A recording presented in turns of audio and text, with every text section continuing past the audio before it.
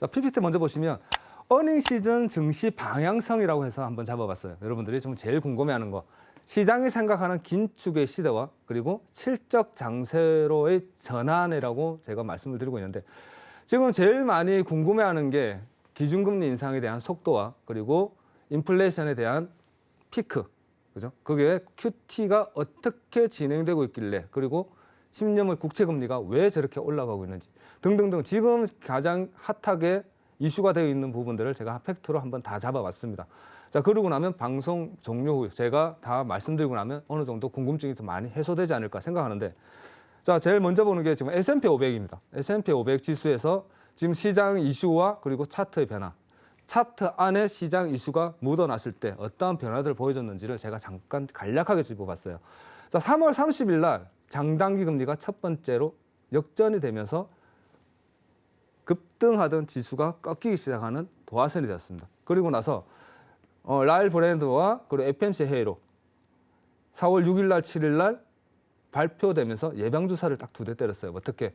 이번에는 긴축이 예전처럼 우리가 얼렁뚱땅 대충 하다 말 게 아닙니다. 굉장히 강할 거예요. 준비하세요라고 시그널을 먼저 주는 거죠. 그리고 나서 FMC 회의록에서는 QT까지도 굉장히 진짜로 강하게 나올 거예요. 지금까지의 패드는 우리가 아닙니다. 지금부터는 예전에 우리가 보여줬던 인플레이션 파이터의 모습, 진정 파이터의 모습을 보여주겠다라고 먼저 딱 얘기를 짚으면서 시장이 후두둑 무너지기 시작하는 거예요. 그래서 제가 저번 주에 말씀드렸어요. 이번 주부터는 어닝 시즌입니다, 여러분. 반등이 나올 수 있는데 이번 주까지는 빠질 가능성이 커요. 그러나 어닝 시즌이 시작되는 본격적으로 시작하는 다음 주는 반등이 나올 가능성이 큽니다. 그래서 저는 이번 주에 여러분들 보시다시피 조금 차트가 반등을 CPI, PPI가 그렇게 높게 나왔음에도 불구하고 조금 반등을 보여주길래 기대는 살짝 했는데 역시나 하락을 보여줬습니다. 자, 먼저 시장 먼저 지도부터 보시면 이번 주 한 주입니다, 여러분. 한 주 동안 시장이 어떻게 움직여졌나는 거죠. 지금 성장주, 아마존부터 해가지고 기술주, 서비스, 금리에 민감한 부분들은 정말 지금 제일 얘기 많이 나오는 게 피바다라는 표현을 씁니다. 벌겋게 익었어요. 채권금리, 채권 시장하고 비슷한 모습. 채권 시장도 지금 현재 완전 벌겋거든요. 이러한 모습을 보여주면서 좀 대조적인 모습을 많이 보여줬습니다. 크게는 7%까지, 마이크로소프트 같은 경우는 7%까지도 계속 보여주고 있다. 금리에 민감한, 금리 상승에 민감한 성장주, 기술주, 그리고 우리나라도 지금 현재 반도체 계열 쪽으로 지금 많이 힘들죠.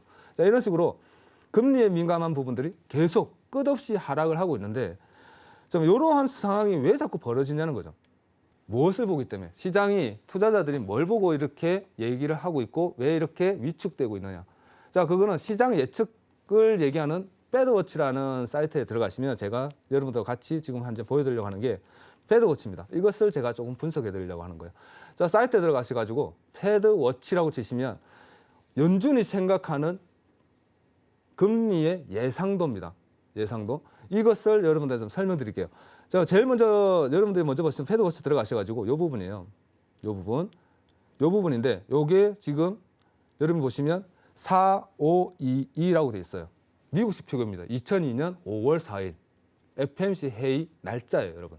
이 날짜에 금리가 어떻게 반영될 것이냐는 걸 예상을 하는 건데 이 그래프는 지금 현재 우리가 알고 있는 건 0.25%예요. 여러분 기억하십시오. 지금 미국 기준금리는 0.25입니다. 지금 현재 빅스텝 0.5 이상의 빅스텝을 받는다 그러면 7.5에서 100, 그죠? 7.5에 100이 갈 수 있다는 게 91%예요. 우리가 이미 알고 있습니다. 근데 이걸 왜 또 보여주느냐? 여러분들한테 제가 끝까지 설명드리면 이해를 하실 겁니다. 지금 현재 봐야 되는 부분은 이 부분이에요. 이 부분을 집중하시면 됩니다. 지금 현재 7호에서 100의 지금 91.2%다. 거의 픽스라고 말씀드렸어요, 제가. 그리고 시장도 그렇게 알고 있습니다. 근데 이것을 말씀드리려고 하는 것이 아니라 한 달 전 걸 바라는 거예요. 한 달 전 거. 어떻게 변화되고 있는지, 얼마나 빠르게 변화되고 있는지. 지금 현재 한 달 전에는 50%였습니다, 여러분. 50%. 50%였던 것이 지금 거의 90%까지 한 달 만에 이렇게 변화가 됐다는 거예요. 자, 그렇다면 이번 달만 그러냐? 6월 달은 어떻느냐는 거죠. 6월 달. 6월달이 중요하겠죠. 6월달도 지금 현재 빅스텝 하다가 자이언트 스텝이라는 소리까지 나오고 있어요. 왜? 0.75를 얘기할 수 있다라고 얘기하기 때문에. 지금 이 부분이죠. 지금 현재 1.25와 1.5입니다. 거기 현재 58, 그죠? 68입니다. 현재 거의 저번 주에 5월 금리 인상에 대한 상승폭을 지금 현재 6월 달에도 보여주고 있다는 거예요. 자, 근데 중요한 것은 그 밑에 부분이죠. 밑에 부분. 0.75 인상할 수 있는 확률이 지금 벌써 24% 이상 올라와 있다는 겁니다. 그렇다면 중요한 것은 저번 달에는 어쨌느냐를 우리 한번 짚어봐야 되겠죠. 저번 달에는 제로였습니다, 여러분. 제로. 한 달 만에 최소한 0.5 bp의 인상을 예상한다라는 거죠. 한 달 만에. 그러면 0.5 bp도 저번 달에는 얼마였느냐? 23%였다는 거죠. 23%의 확률 예상치를 보여주던 것이 한 달 만에 기후가 이만큼이나 많이 올라왔다는 겁니다. 물론 예상치이기 때문에 시장 변화에 따라서 조금 차이를 보여줄 수 있는데 시장은 현재 이렇게 가파르게 금리 인상을 예고하고 있다는 거죠. 그러면서 지금 증시가 하락을 크게 보여주고 있는 거예요, 여러분. 반등을 언제 칠 수 있을까라고 예상할 수 없을 만큼 그렇게 강하게 하락 보여주는 것이 지금 현재 금리 인상에 대한 예상치라는 겁니다. 그래서 지금 현재 시장은 0.75까지도 금리가 올라갈 수 있다. 그렇다면 5월달, 6월달만 그러느냐? 그러면 우리가 여러분 올해 FOMC 3월달에 FOMC 점도표를 봤을 때 기억하실 겁니다. 올해 금리 인상 폭이 몇 %까지 금리 인상 올라갈 수 있을까? 점도표에 1.75에서 1.9였어요. 그죠? 1.75, 1.9였습니다. 근데 2022년 12월 14일에 지금 현재 예상치라는 거죠. 예상치. 요 위에 그래프는 조금 무시하시고 밑에 것만 같이 한번 저랑 보신다 그러면 요 부분이에요. 자, 요 부분에서 우리가 봐야 되는 부분은 여기죠. 요 부분입니다. 최소한 올 12월 달 되면 금리가 25bp, 2.5입니다. 2.5. 그죠? 2.5에서 2.75가 가장 높다라는 거예요. 요게 지금 현재 시장이 생각하는 거예요. 근데 요게 그럼 얼마 안 되네. 뭐 3번, 빅스텝 3번. 2번 얘기하고 있으니 한 번만 더 나올 수 있겠네. 그거 아닙니다, 여러분. 뭘 얘기해야 되느냐? 최소값이라는 거예요. 최소한. 그 밑에 보시면 2.75, 3.0 그리고 3.0에서 3.25까지. 요걸 다 합치면은요 80%예요. 최소한 2.5라는 겁니다, 여러분. 금리 인상, 올 안에 금리 인상을 예상하고 있는 것이 최소한. 그렇다면 한 달 전에는 어땠냐는 거죠. 한 달 전에 보시면 0이었습니다. 0. 한 달 전까지만 해도 2.5가 아니라 2.0에서 2.25가 최고라고 생각했던 요 기류가 이렇게 내려왔다는 거죠. 밑으로 내려오면서 옆으로 갔다는 겁니다. 지금 현재 시장은 이렇게 예상하고 있어요. 그럼 무슨 얘기를 하고 있는 거냐? 최소한 2.25, 2.59 많으면 3%대까지도 지금 금리가 올라갈 수 있겠다라는 것을 시장이 예상하고 있다는 거예요. 그만큼 위축되고 공포에 쌓여 있다. 시장이 하락할 수밖에 없다는 거예요. 이 지금 현재 강한 충격을 시장이 지금 다 받아내고 있는데 요 받아내는 게 끝이 어디겠냐는 거죠. 자, 그렇다면 우리가 먼저 봐야 되는 게 QT를 보기 앞전에 먼저 한번 짚어봐야 되는 부분이 하이힐드 스프레드입니다. 하이힐드 스프레드가 어떻게 올라가고 있느냐. 제가 저번 주에 보여줄 때 저번 주 하이힐드 스프레드에 대해서 여러분들 설명드릴 때가 요 라인이었죠. 지금 현재 이만큼이나 올라가고 있습니다. 굉장히 가파르게 하이힐드 스프레드가 올라가고 있죠. 제가 말씀드렸어요. 요 라인이 올라가면 위험하다.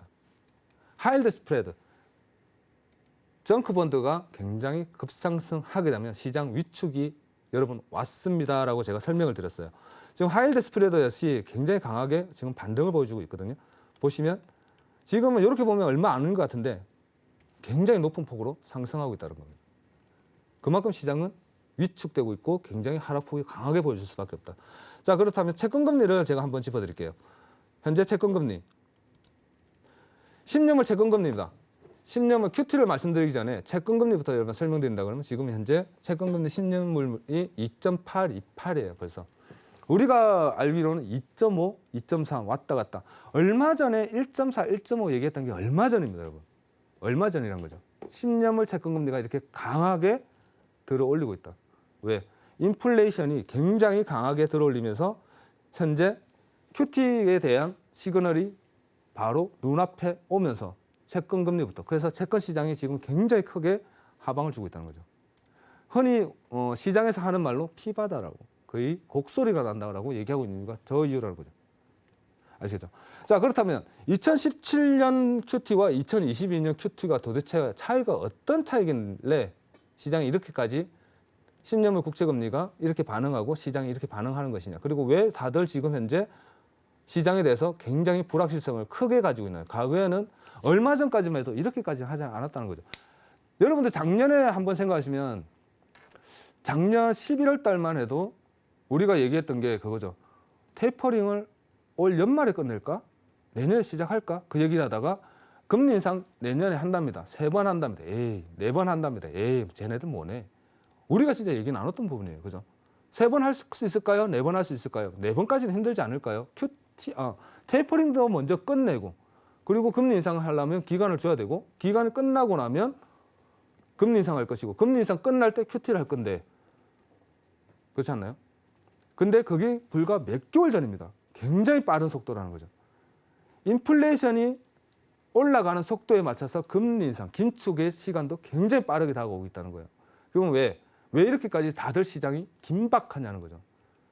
시장이 긴축이 오는구나가 아니라 지금은 우리가 느끼는 거는 그거죠. 와, 시장이 왜 이렇게 긴박하지? 왜 이렇게 버라이어티하지? 이걸 느끼고 있다는 거죠. 그죠? 자, 그렇다면 QT를 비교를 한번 했을 때 지금 현재 2022년 QT입니다. 2022년 QT를 어떻게 하겠느냐는 거죠. 좀 예상을 잡고 있는 게 국채 600억과 MBS 350억 달러. 자, 그러면 2017년, 18년, 19년도는 어떻게 시작했냐는 거죠. 2017년 9월 달에 100억 달러로 시작했습니다, 여러분. 100억 달러로. 그리고 3개월 내에 900억, 50억 달러 도달 이후 약간의 조정이 필요하다. 석 달 안에 950억 달러까지 올라가든가 아니면 상황에 따라 조금 늦을 수도 있고 아니면 더 위에 업 될 수도 있다라고 지금 상황선을 그렇게 잡고 있다는 거예요. 자, 그렇다면 과거에는 석 달 간격이죠. 2017년 9월에 100억 시작해서 3개월 이후 200, 3개월 이후 300, 3개월 이후 400, 3개월 이후 500을 상한선을 잡고 쭉 이어갔다는 거예요. 근데 12개월이죠, 여러분. 500억 달러 가는데 12개월이에요. 근데 지금은 뭐라고 얘기하고 있습니까? 석 달 내 950억이라는 거예요. 석 달 내. 굉장히 차이가 큰 거죠. 시작을 어디서부터 하겠다? 제가 생각하기에는 최하 500억에서 600억입니다. 최하. 과거에는 500이 상한선이었는데 이제 지금은 시작을 상한선에서 시작해서 그것도 석 달 안에 마무리하고 더 올릴 수도 있다. 그러니까 현재 지금 여러분들 보시는 것은 10년 국채금리가 빵 하고 올라가는 거죠.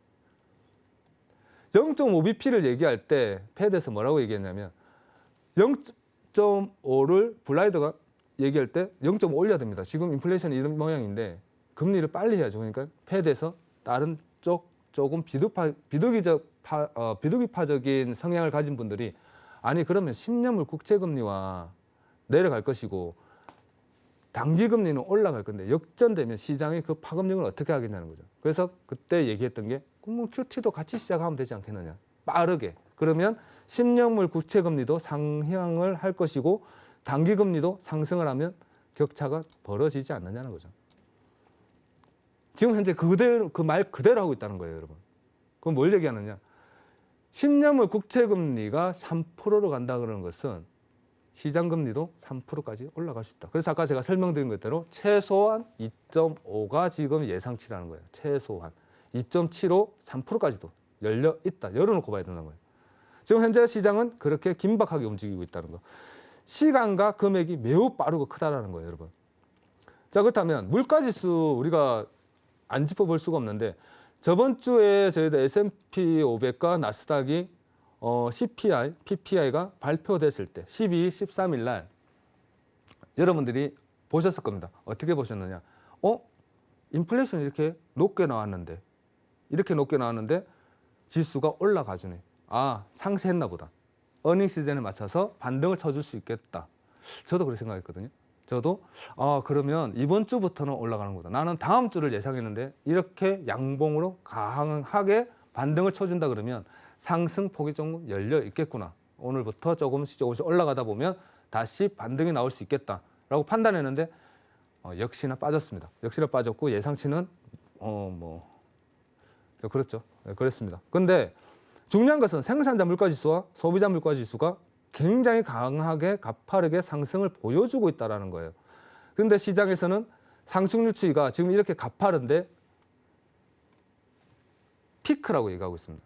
그러면 왜 피크가 아닌지에 대해서 우리 한번 짚어봐야 될 거 아니에요. 저는 피크가 아니라고 생각해요. 여러분, 인플레이션은 제가 볼 때는 미국 인플레이션은 아직까지도 많이 열어두고 봐야 돼요.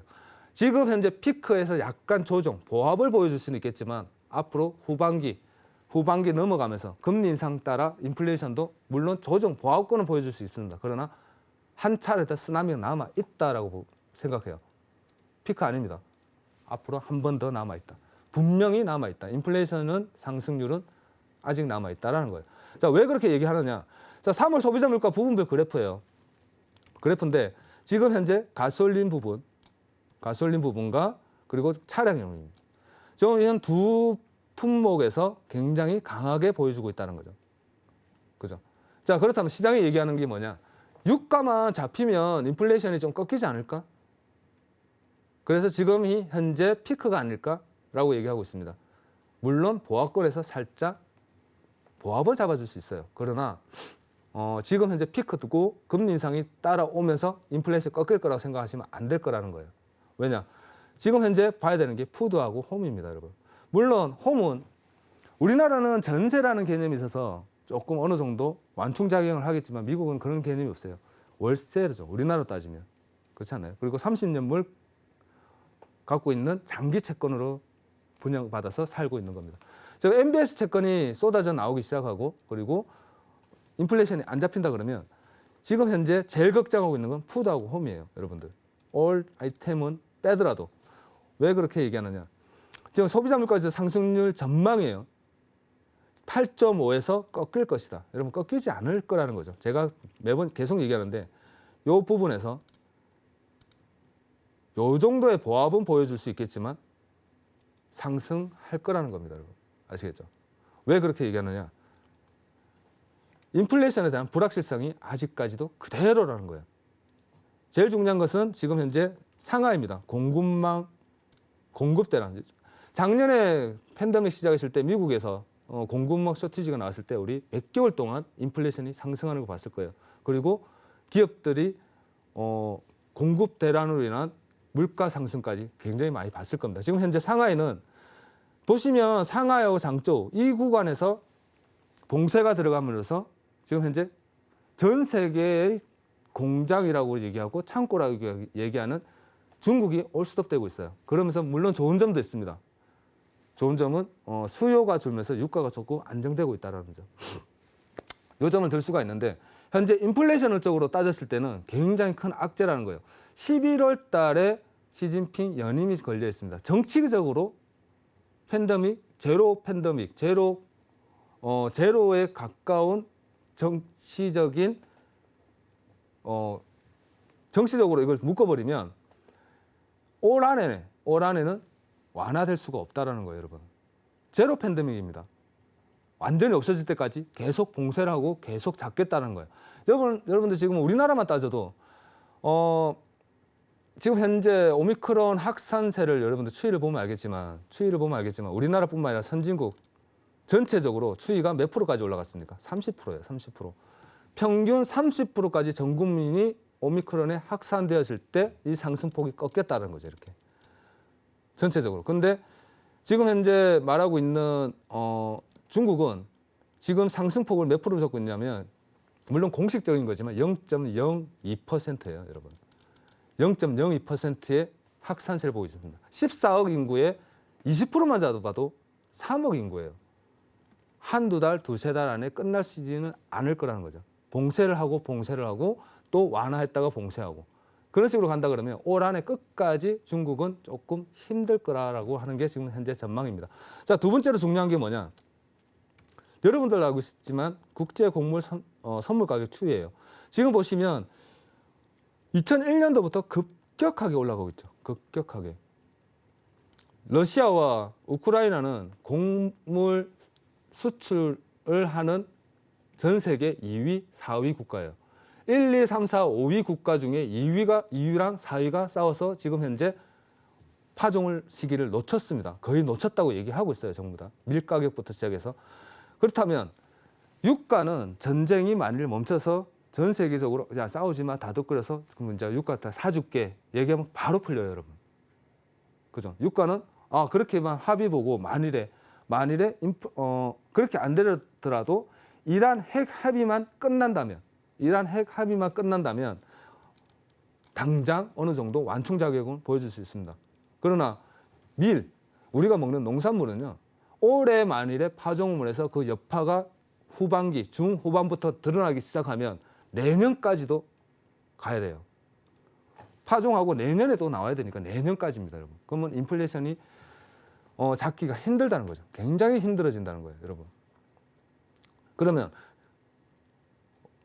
지금 당장 패드나 우리나라는 이러한 다음 단계의 인플레이션, 농산물, 농축산물에 대한 인플레이션이 오기 전에 최소한 인플레이션을 눌러놔야 된다는 거예요. 그래서 지금 현재 굉장히 속도가 빠르다는 겁니다. 제가 3월 달부터 얘기했을 거예요. 여러분, 지금은 유가지만 제가 앞으로 농산물에 대해서 많이 얘기할 겁니다, 여러분. 농산물에 대한 인플레이션을 걱정하셔야 돼요. 여러분, 시작도 안 했습니다, 지금. 그렇게 계속 얘기했던 이유가 지금 현재 조금씩 드러나고 있다는 거죠. 우크라이나와 러시아 전쟁이 장기화되면서 모든 악재가 아직 소화가 하나도 안 된 상황에서 나중에 농산물에 대한 인플레이션까지 오게 된다면 전 세계적으로 지금 현재 굉장히 힘들어진다는 거예요. 인플레이션은 잡을 수가 없습니다, 여러분. 유가는 잡을 수 있겠지만 당장 우리가 먹는 농산물에 대한 부분에서는 그 누구도 장담할 수가 없다라는 거예요. 자, 그렇다면 지금 현재 밀 가격 추이를 한번 제가 잡아봤어요. 밀. 우리나라는 쌀을 먹죠. 우리는 주식이 쌀입니다. 그러나 우리만 그렇죠. 아시아권하고. 외국은 밀입니다. 빵이죠, 빵. 밀 가격이 지금 현재 하늘 높은 줄 모르고 올라가고 있어요. 밀은 빵이죠. 주식입니다, 주식. 유럽에. 지금 벌써 이러고 있는 상황에서 조정을 주고 다시 반등을 보여주고 있는데 이 반등폭이 다시 완화적으로 갈 건지 아니죠. 시작도 안 했다고 얘기하는 부분들이 많습니다. 아이고, 시작도 안 했어. 그래서 지금 현재 1차적인 비료, 여러분 현대 비료 뭐 2상, 3상, 5상, 7상 같다는 거 아실 거예요. 그죠? 굉장히 가파르게 올라오고 있어요. 그러면 비료 다음 뭐겠습니까? CJ와 같은 2차 생산이죠. 그 부분들이 원자재 가격은 올라가겠지만 정신은 좀 좋지 않을까라는 전망도 살짝 말씀드리면서, 자, 그러면 지금 현재 그럼 계속 빠지겠냐만 우리가 걱정할 게 아니라 어닝 시즌인데 반등은 나오지 않겠느냐. 반등에 의한 그거는 나중에 문제고 지금 당장 상승폭은 좀 보여주지 않겠느냐는 거죠. 지금 현재 제가 저번 주에 말씀드렸습니다. 이번 주는 조금 힘들 것 같아요, 여러분. 이번 주는 조금 힘들 것 같은데 다음 주는 본격적으로 어닝 시즌이 다가옵니다. 지금까지 제가 아까 설명드린 것처럼 단 한 번 빼고는 4월 달에 어닝 시즌에 음봉 마감, 월로 따졌을 때 음봉 마감 한 달은 없었습니다. 올해는 기대해 볼 수 있습니다. 물론 인플레이션도, 그리고 전쟁, 유가, 인플레이션, 그리고 금리 인상, QT까지 모든 악재가 뭉쳐있는 달이긴 하지만 그래도 실적 장세로 넘어가야 한다면 이번 달에 조금 반등이 나올 가능성이 매우 큽니다라고 지금 얘기를 드리고 있고, 다음 주에 여러분들도 한번 제 생각은 그래요. 반등이 나올 수 있는 가능성이 매우 큽니다. 매우 큰데 그래서 다음 주에 제가 생각하기는 조금 도화선이 되지 않을까. 반등이 보여준다면 그래도 어느 정도 상승폭을 다시 끌어올릴 수 있는 도와서는 되지 않을까라는 기대는 하고 있는데, 물론 제가 항상 얘기 드리지만 시장은 예측을 하고 대응을 하는 것이지 예단하는 게 아닙니다, 여러분.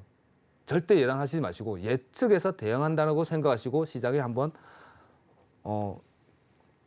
투자를 하시면서 조심히 바라봐야 되는 부분이다라고 생각하고 있고요. 네, 그럼 마스님 지금 다음 주만 좀 단기적으로 반짝 상승할 수 있다. 다음 이렇게 주가 보시는 다다음 건가요? 주니까 이번 달이죠. 네, 이번 달만 반짝 상승할 수 이번 있다. 달에 반등을 준다면 그 반등에 대한 충격, 상승폭이 이어지면 네. 투자 심리가 다시 살아날 수 있다는 거죠. 그런데 제가 좀 궁금해지는 부분이 이제 앞서서는 최근 들어서는 사실 인플레이션 이 정점 통과론에 대해서 갑론을박이 이어지고 있잖아요. 네. 그런데 이제 마스터님의 의견은 아직까지는 인플레이션 상승 여력이 남아있다라는 말씀인데, 그렇다면은 좀 길게 봤을 때는 증시가 좀 하락할 가능성이 크게 보시는 건가요? 제가 볼 때는 올 3, 4분기 이후부터는 침체가 좀 오지 않을까. 침체라는 얘기를 해요. 네. 장단기 금리가 생기고 예. 평균 16개월 내 안에서는 침체가 왔다라고 얘기하거든요. 근데 여러분 그 말에 뭔가 조금 다른 좀 이상한 부분을 생각하셨는데 평균이라는 거예요.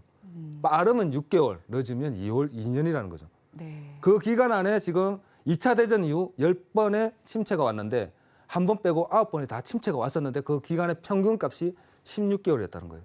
그렇죠. 빠르면 6개월 안에 올 수도 있다. 그럼 지금 3월 달이니까 제가 생각하는 거는 올해는 잘하면 올 연말부터 침체도 올 수 있겠구나라고 생각은 하고 있어요. 사실은. 혹시 몇 퍼센트 정도의 확률로 한 40% 정도. 40% 정도요? 왜냐하면 좀 더 올라갈 수도 있어요. 왜냐하면 금리가 아까도 설명드렸지만 네. 금리 인상이 만일에 2.5가 상회하고요. 예. 상회하고 QT가 이미 시행되면서 MBS부터 해가지고 회사채를 내다 쏟기 시작하면 리먼 사태 생각하시면 돼요. 예. 토지, 주택 가격이 붕괴되면서 금융시장이 무너지기 시작했습니다. 네. 올해도 비슷하게 올 수도 있어요. 왜냐하면 금리 인상 워낙 강합니다. 근데 지금은 그때는 중요한 게 인플레이션이 아니었죠. 디플레이션 상황이었죠. 네. 근데 지금 인플레이션이 더 강하죠. 그리고 그렇죠. 앞으로 다가올 해일이 하나 더 남았죠. 농산물에 대한, 예. 먹거리에 대한 인플레이션이 그렇죠. 남아있단 식료품. 말이에요. 이 먹거리가 만일에 상승폭을 높게 보여주면 당장 소비자들 식탁 음식물 가격이 생활하는 진짜 직접적인 피로도가 바로 온다는 거예요. 그러면 그거는 좀 잡기가 힘들죠. 전체 국가적으로. 자, 그래서 지금 보여주는 게 네. PPT 잠깐만 보여드릴게요. 예. PPT 보여드리면 지금 현재 벌써 이머징 국가 이하 빈국들은 이머징 네. 국가들은 아직 생생해요, 여러분. 아직까지는 괜찮습니다. 근데 이머징 국가 이하의 정말 약소국들은 스리랑카나 그리고 아르헨티나 같이 균열이 벌써 오고 있다는 것을 여러분들이 아셔야 된다는 거예요. 시장에 보면 종종 이렇게 뜰 겁니다. 기름값 때문에 인플레이션 때문에 먹을 것이 없다, 살 게 없다, 우리는 배고프다. 뉴스가 많이 나와요. 예, 스리랑카 같은 경우는 뭐 디폴트 이미 선언해버렸죠. 네, 선언했잖아요, 벌써. 우리 아래. 그러니까 네. 우리는 선진국이에요, 여러분. 네. 그러니까 이런 그 말씀해주신 이 이머징 국가들 이머징 아래. 먼저 이렇게 좀 뭐 디폴트라든지 경기 침체가 더 드러나나 보네요. 그렇죠. 피라미드잖아요. 네. 바닥부터 우리 옛날에 이제 IMF 때도 생각하시면 되죠. 그리스 넘어지고, 네. 인도 넘어지고, 아르헨티나 넘어지고, 우리나라 넘어지고, 그러면서 미국이 아이고 야, 알았어 이러면서 그때부터 네. 이제 시작한 거잖아요. 그러면서 네. 2008년 리먼 터지고. 그러니까 지금부터 이게 약간 어떻게 보면 신호탄. 신호탄이 이미 시작되고 있다는. 그래서 지금 굉장히 패드부터 우리나라도 네. 굉장히 긴축이 빠릅니다. 속도가 굉장히 빨라요. 예. 그래서 지금 일각에서는 지금 현재가 기회다라고 얘기하고 뭐 바이드립 해라. 근데 일각에서는 야 지금 바이드립 했다가는 골로 가. 정말 큰일 나니까 지금은 간망해라. 이렇게 갑론을박이 굉장히 강합니다, 여러분. 전문가들마다 생각이 너무나도 천지차별이에요. 천지만별 다르다는 거예요.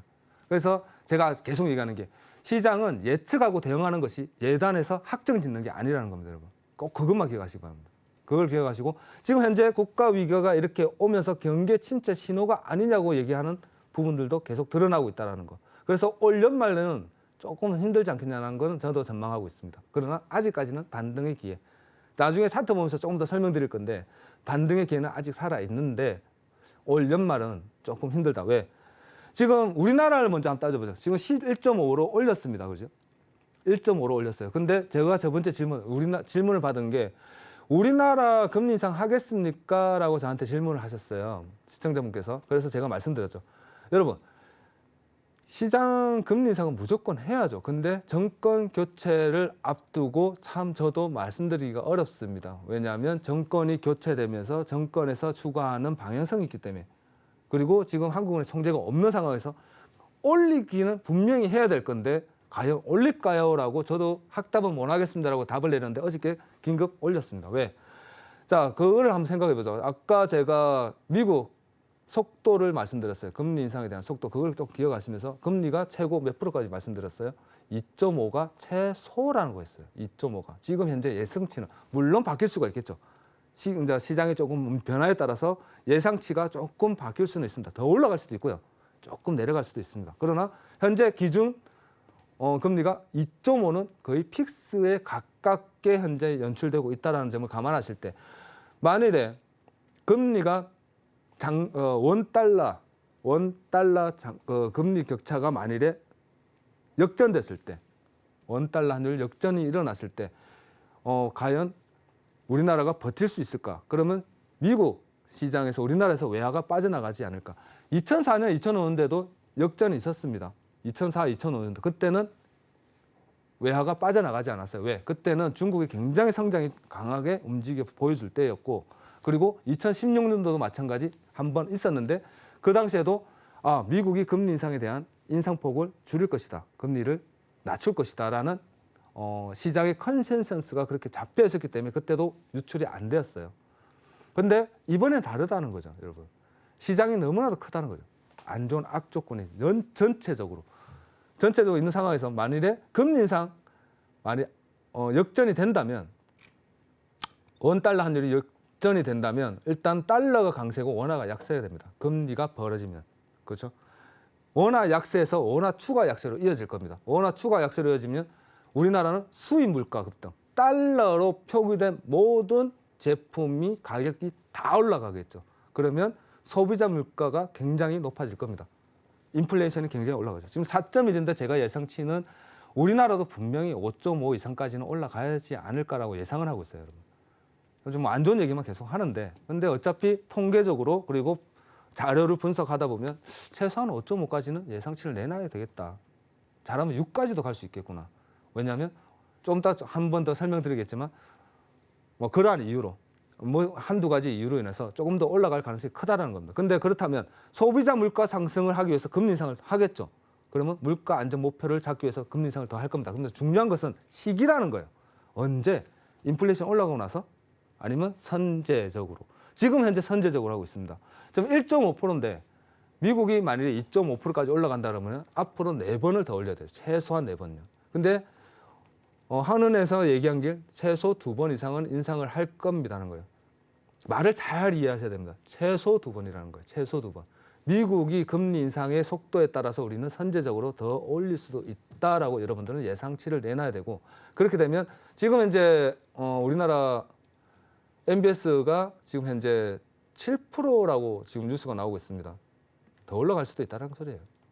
그 점을 조금 기억을 하시면서 조금 대응해 나가시는 게 지금 시장에서는 맞는 투자 방법이 아닐까 생각합니다. 자, 우리나라가 그러면 왜 이렇게 힘드냐? 우리나라는 원유 의존도와 곡물 지급률을 한번 데이터를 뽑아봤어요. OECD 국가 평균에 따졌을 때 우리나라는 웬만해 가지고는 1등 아니면 꼴등이에요. 평균 내면 참 대단한 나라긴 한데 전체적으로요. 전체적으로 OECD 평균 내면 웬만해서는 상위권입니다. 1, 2등을 다투고요. 웬만해 가지고 꼴등입니다.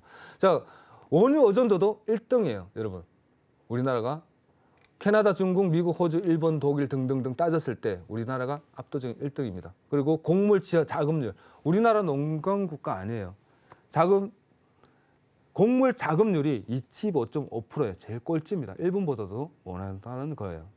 그렇기 때문에 우리나라는 인플레이션이 지금 앞으로도 계속적으로 조금 더 남아있다.